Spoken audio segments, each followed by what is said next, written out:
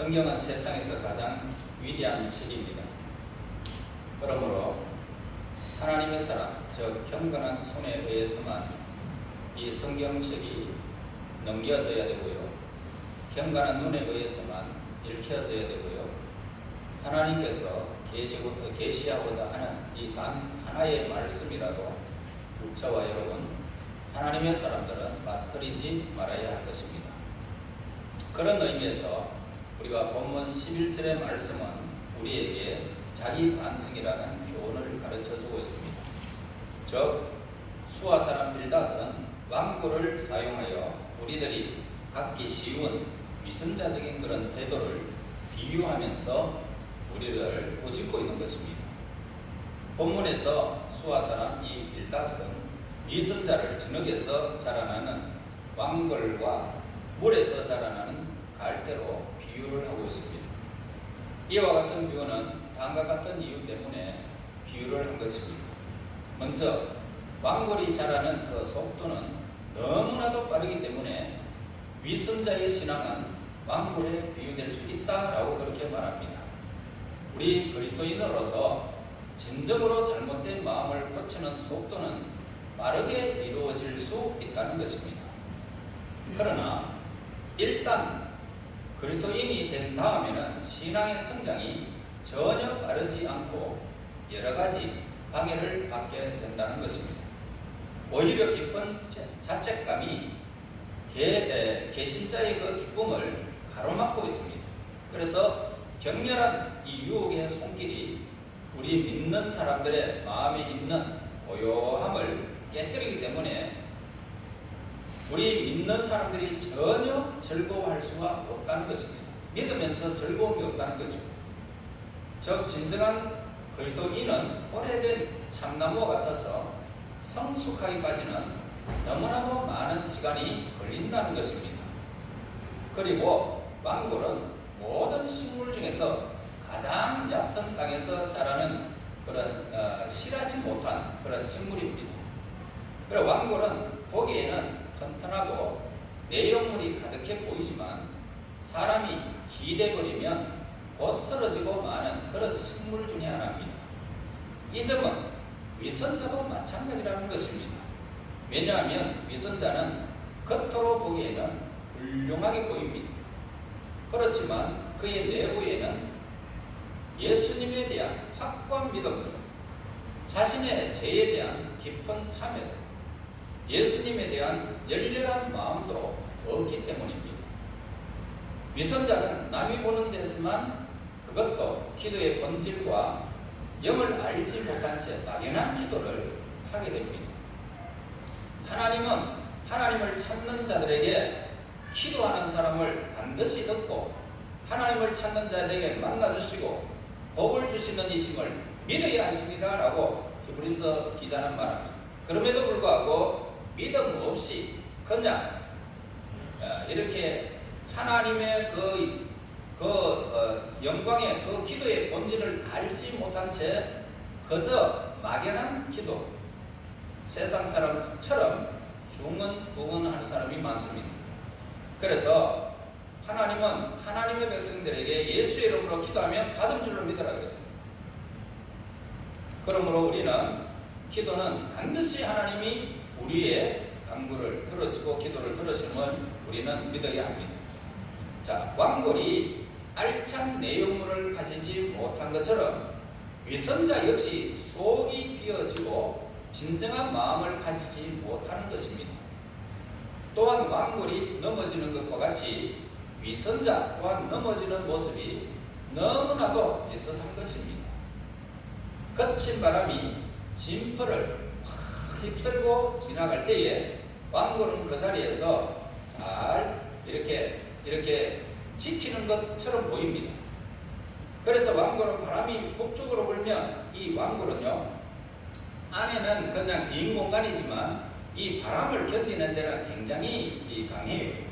그래서 북쪽으로 불면 남쪽으로 몸을 굽히고 또 거센 바람을 피하게 됩니다. 그래서 바람이 남쪽으로 불면 이건 또 북쪽으로 향하는, 그래서 왕골은 피해를 입지 않습니다. 그래서 왕골은 오직 하나의 목적만을 위해서, 즉 자신의 자리를 지키고자 하는 그 목적만을 위해서 자신의 몸을 기꺼이 굽히게 된다는 사실을 우리에게 일러주는 것입니다. 자, 위선자도 마찬가지입니다. 그렇기 때문에 위선자는 만약 그가 선한 집단이 있다면 그는 영향력을 줄 수가 있습니다. 그러나 위선자는 어느 누구를 향해서라도 당신이 좋아한다면 어떤 일이라도 하겠습니다 라고 말하기 때문입니다. 그래서 악한 사람들에게 위선자가 있다면 거기에는 엄청난 비극이 있을 것입니다. 본문에서 11절 보면은 왕골이 진펄 아닌 데서 크게 자라겠으며 갈대가 물 없는 데서 크게 자라겠느냐. 위선자는 머리를 숙이는 습관 때문에 무엇으로 비유하고 있느냐 하면 갈대에 비유하고 있습니다.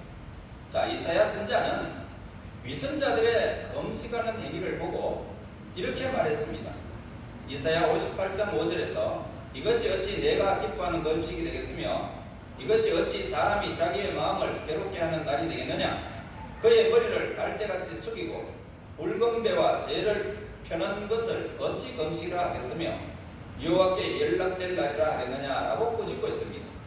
자, 우리 그리스도인인 채 하는 위선자들을 머리를 숙이는 것이 깊은 신앙심을 나타낸다라고 그렇게 생각하는 사람들이 있습니다.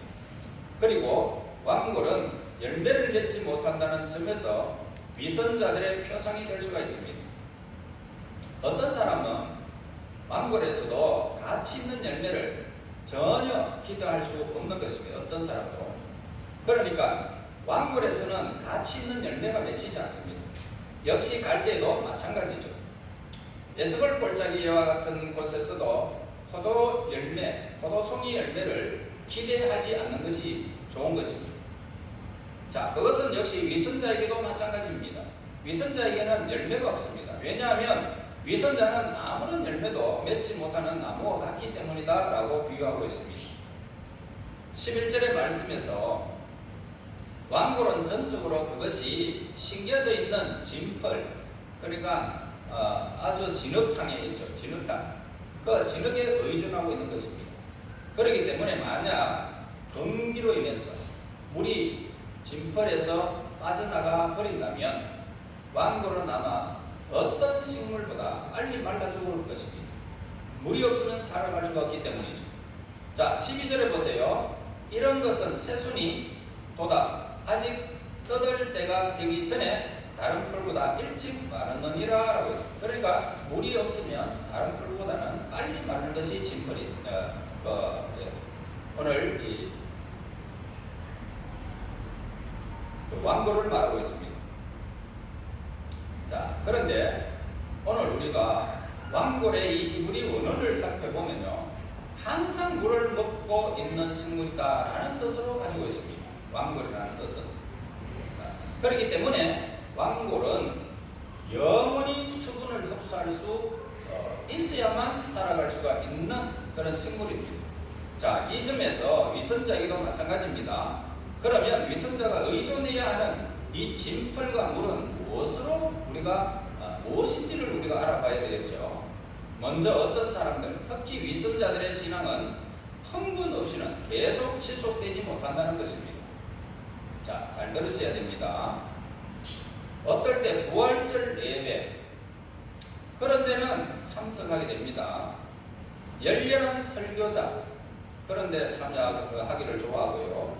열정적인 기도에만 그들이 항상 푸르름을 유지시켜 줄 수 있다고 생각하는 것입니다. 그러나 뜨거운 열정을 가지고 있던 목사가 죽거나 다른 지방으로 떠나게 되어지면 또는 교회가 예전과 같이 뜨거운 부흥의 불길이 일어나지 않는다면 그때의 그들은 과연 어떻게 될까? 그때 위선자들은 과연 어떤 자리에 있느냐라고 하는 질문을 하고 있습니다. 얼마나 많은 사람들이 온실배 식물처럼 그렇게 자라고 왔느냐는 것입니다. 여러분은 이 신앙생활 속에서 여러분들이 온실과 같은 곳에서 자라서는 안 되는 것입니다. 여러분 자신이 어떤 바람도 견딜 수 있고 폭풍우도 견디고 무슨 일이 있어도 견딜 수 있는 신앙인이 되어야 되는 것입니다. 이렇게 되지 아니하면 오늘 왕골과 같이 물이 마르게 되면 식어져 버리고 그리고 교회를 떠나는 비극을 맞이한다는 것입니다. 그래서 오늘 온실 속의 식물은 항상 적정 기온이 유지되기 때문에 매우 잘 자라고 꽃도 피울 수 있겠지만 열매를 기대할 수는 없습니다. 따라서 만약 그 식물이 열매를 맺기 위해서는 노지 땅에 한번 옮겼다고 생각해 봅시다. 그렇다면 항상 따뜻한 온실 속에서 자라던 그 식물이 한 이틀 동안은 견딜 것입니다. 밤이슬을 맞고 그러면서 우리가 이렇게 잘 성장하겠지라고 하지만 그러나 원하지 않습니다. 그냥 이 아주 뜨거운 햇빛에 견딜 수 없이 그냥 그대로 쓰러지는 것입니다. 그러므로 우리는 변하지 아니하고 영원히 지속될 신앙에 소유한 하나님의 사람이 되어야 한다 이 말입니다. 무슨 일이 있어도 우리는 변하지 말아야 됩니다. 그래서 예수님이 우리에게 말씀하고 있죠. 십자가를 지고 쫓아라. 다시 말해서 변하지 말라는 것입니다. 사명을 감당하라는 것입니다. 그리고 예수님은 우리에게 소금이 되라고 합니다. 소금은 뭡니까? 소금이 변질이 안 된다는 거예요. 변하지 않는 것이 소금입니다. 그래서 변하지 말라고 우리에게 소금이 되라는 것입니다. 무슨 일이 있어도 변하지 말아라.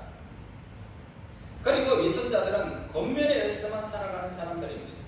누가 이렇게 해줘야 겨우 일어서는 사람들. 우리는 연약한 마음을 지닌 자를 위로하고 약한 자를 지지해줘야 되는 것은 분명합니다. 그러나 우리는 스스로 일어날 수 있는 믿음의 사람이 되어야 됩니다. 누가 어떻게 한다고 해서 우리가 하나님을 향하는 것이 아니라 내 스스로 하나님을 향하는 자가 되어야 된다 이 말입니다. 그러나 우리는 오직 겉면에만 의존하는 신앙심을 우리는 경계하면서 신앙생활을 해야 할 것입니다. 우리들은 아마도 우리들의 눈살을 찌푸리고 불쾌해하는 그런 곳에 가야 할 때가 있을 때가 있습니다. 또한 우리가 따뜻한 기도가 있는 곳이 아닌 박해와 꾸지람이 있는 곳을 가야 할 때도 있습니다. 그럴 때 겉면에 의해서만 생활하는 위선자는 과연 어떤 행동을 취할 수 있을까요? 아마 그런 곳에서는 안 갈 겁니다. 불신해서 안 갈 겁니다. 아예 가기를 싫어합니다. 마음의 위로를 주는 것이 아니기 때문에 가기를 싫어하는 것입니다. 여러분, 우리가 가는 곳에는 하나님이 우리와 함께 하십니다. 예수님이 여러분을 동행하십니다. 이 믿음을 가지고 우리가 어떤 일을 만날지라도 두려움 없이 가는 사람이 신앙의 사람, 위선자가 아니고 하나님의 사람이라 이 말입니다. 또한 위선자들의 믿음은 간정에 의해서만 지속되는 사람들이 있습니다. 아마도 여러분이 예배에 참석했을 때에 간정에 의해 큰 은혜를 받은 적 있을 것입니다. 그러나 문제는 뭡니까? 우리들이 교회에 참석하기 위해서 혹은 신앙 고백하기 위해서 간정을 유도하는 것이 더욱 많아지는 추세가 오늘 우리 주변에 많이 있죠. 물론 간정은 우리에게 필요한 것입니다. 그러나 우리들은 남의 간정에 의존하는 그런 종류의 나약한 믿음을 버려야 된다 이 말입니다. 우리들이 비록 혼자가 된다 할지라도 그것이 올바른 선택이라면 혼자 쪽을 택할 수 있는 그런 사람이 되어야 되는 것입니다. 세상 사람들이 다 좋다. 이야 여기 가니까 막 퉁짝퉁짝하고 난리가 나고 좋더라. 여러분 그런 것을 사모해가지고는 잘못하면 큰일 납니다. 우리 신앙 왕골과 같은 신앙이 우리는 되지 말아야 된단 말입니다. 더 나아가서 위선자의 믿음은 믿음에 따라 따르는 유익에 의해서 유지되는 경우가 종종 있습니다. 자, 어떤 사람은 자기가 신앙 고백을 하면은 훌륭한 배우자를 얻을 것 같아서 교회에 참석하는 경우들이 종종 있습니다. 또 장사를 하고 있는 사람은 자신이 교회에 나가면 많은 성도들이 자기의 상점에 물건을 좀 팔아주지 않겠나 그러면서 큰 교회들을 찾아가는 경우들도 있습니다. 이처럼 만골이 충분한 진펄이 있을 때에만 잘 자라나듯이 위선자들이 자기에게 유익이 있을 때에만 교회에 나온다는 것입니다. 금기가 오고 유익될 것이 없으면 그때가 온다면 어떻게 하시겠습니까?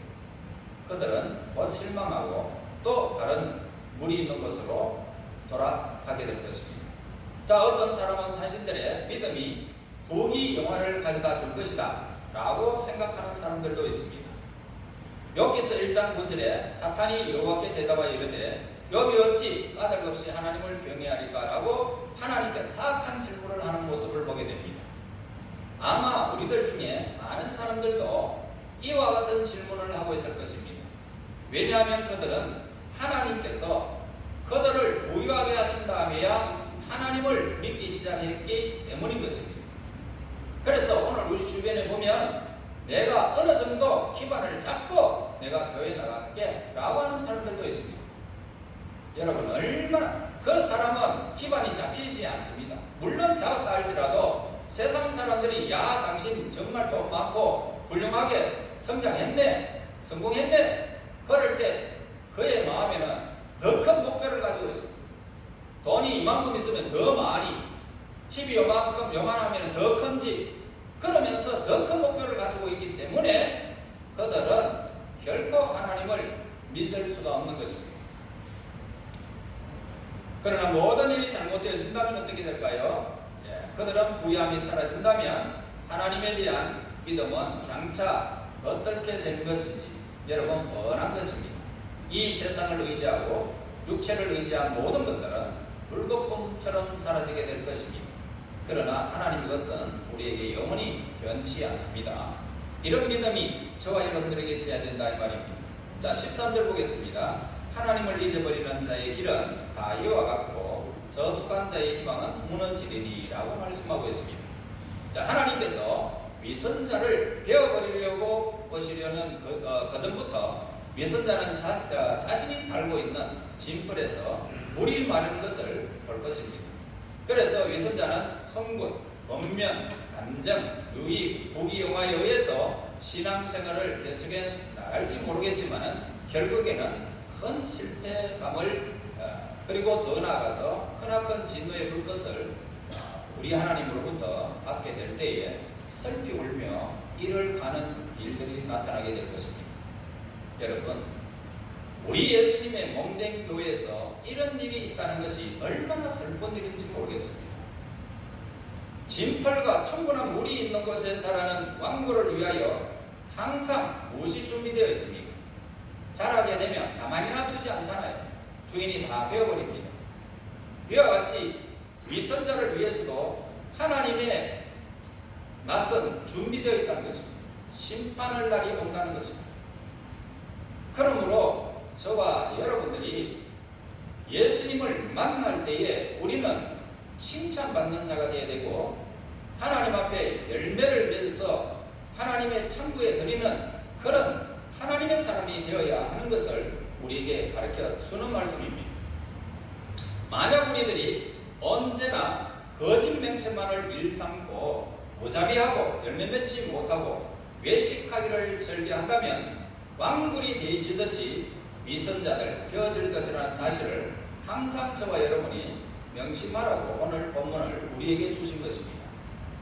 13절에서 15절까지 하나님을 잊어버리는 자의 길은 다 이와 같이 저속한 자의 희망이 무너지리니 그가 믿는 것이 끊어지고 그가 의지하는 것이 거미줄 같은 그 집을 의지할지라도 집이 쓰지 못하고 굳게 붙잡아 주어도 집이 보존되지 못하리라.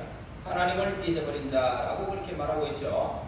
자, 이 죄는 뭡니까? 어느 곳에서나 항상 찾아볼 수 있는 매우 보편화된 그런 일들입니다.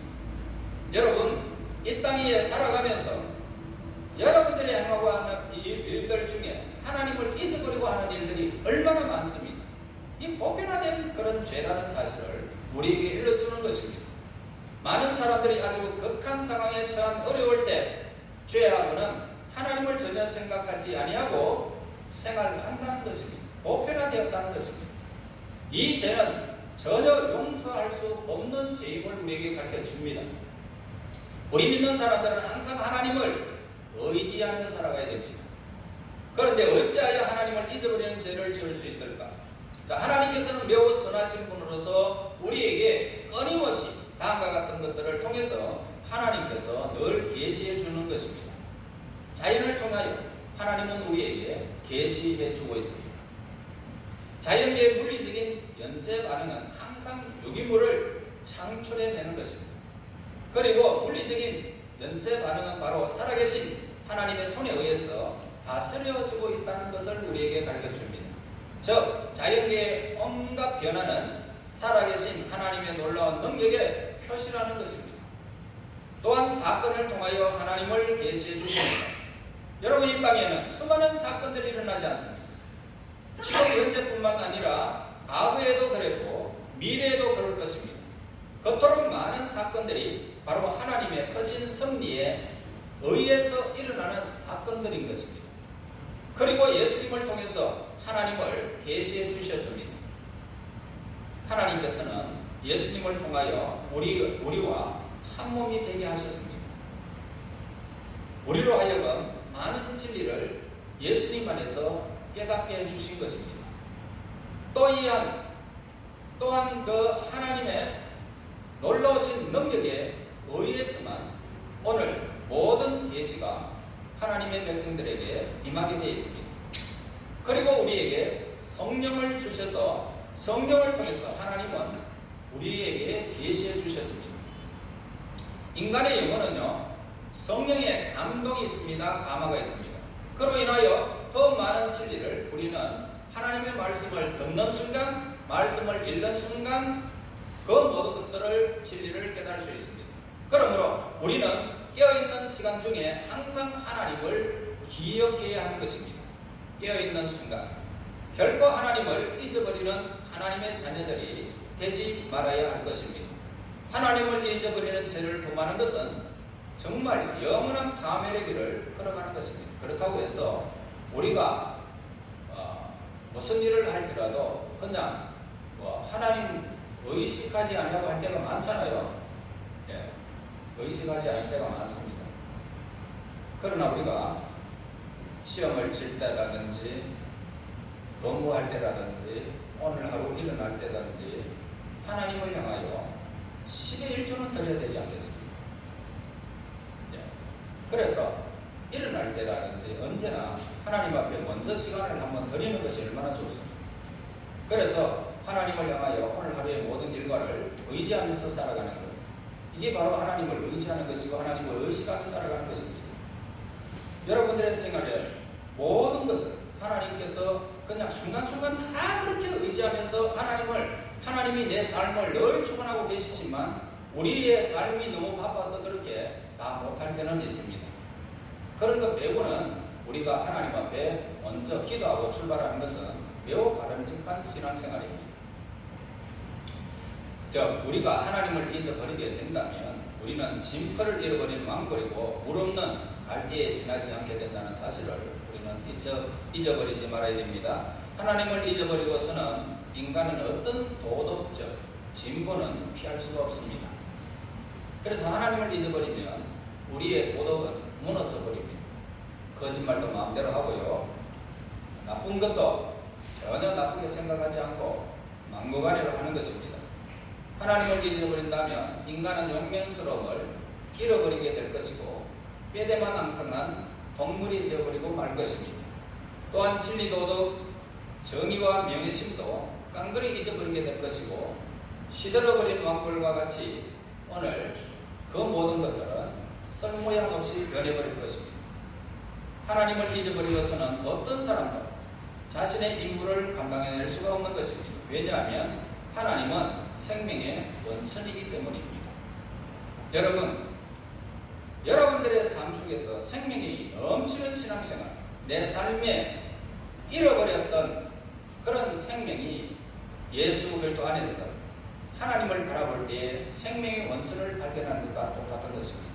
따라서 천사도 나의 생명은 하나님께 있습니다 라고 소리 높여 찬양했던 것입니다. 그러므로 우리가 천사와 같이 소리 높여 하나님의 영광을 찬양하면 우리 내부에 있는 죽음의 세력이 서서히 사라지게 사라지게 되는 것입니다. 그러면 우리에게는 소망이 넘치게 되어 있습니다. 인간이 하나님을 믿고 산다면 인생에서의 진정한 기쁨은 느낄 수가 없습니다. 어떤 일이 있어도 내 삶에서는 기쁨이 사라집니다. 아마 하나님을 알지 못한다 해도 성공할 수는 있을 것입니다. 또한 하나님을 믿고 살면서도 부자가 되어질 수도 있고 명성을 얻을 수도 있습니다. 그러나 하나님을 잊고 산다면 우리는 가장 큰 만족감과 행복감을 느낄 수가 없다는 것입니다. 그래서 인생이라는 이 좁다란 길에는 우리의 선과 악의 발자국이 늘 동행하며 지키고 있습니다. 그런데 이 악의 발자국보다 선의 발자국이 더 오래 간다는 사실을 우리에게 성경은 가르쳐 주는 것입니다. 왜냐하면 악의 발자국은 쉽게 지워져 버리기 때문입니다. 선이 악보다 더 큰 영향을 미치는 것은 바로 이 이유 때문입니다. 여러분, 이 세상에서 하나님을 향하여 내 삶을 살았던 것은 영원히 남습니다. 그러나 내 육체로 살았던 것은 불로 심판할 때 모두가 사라지게 된다는 사실을 우리에게 일러줍니다. 가룟 유다와 베드로 여러분 알지 않습니까? 악으로 들어갔던 가룟 유다, 하나님을 증거했던 베드로, 그리고 아마사 왕과 히스기야 왕을 볼 수 있습니다. 아마사 왕은 참으로 역대 왕들과 이스라엘 왕들과 같이 아주 악한 왕이었습니다. 그러나 히스기야 왕은 하나님 앞에 정직하고 하나님 앞에 선한 왕이었습니다.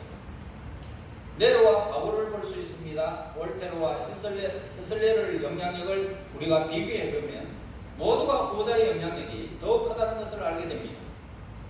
그러므로 이 세상에 어느 누구보다도 선하신 하나님을 잊어버린 자가 된다는 것은 이러한 어리석음을 범하고 만나는 것입니다. 왜 세상 사람들은 스스로 어리석은 자가 되어 영원한 죽음을 맞이하고자 할까? 만약 우리들이 하나님을 잊어버린다면 진포를 잊어버린 망골과 같이, 또한 물이 잃어버린 갈대와 같이 이 세상에서 얻을 수 있는 가장 귀중한 영원한 생명을 잃어버린 채 참으로 허옇게 말라버린 망골과 같이, 갈대와 같이 생명력이 없는 인생에 불과할 것입니다.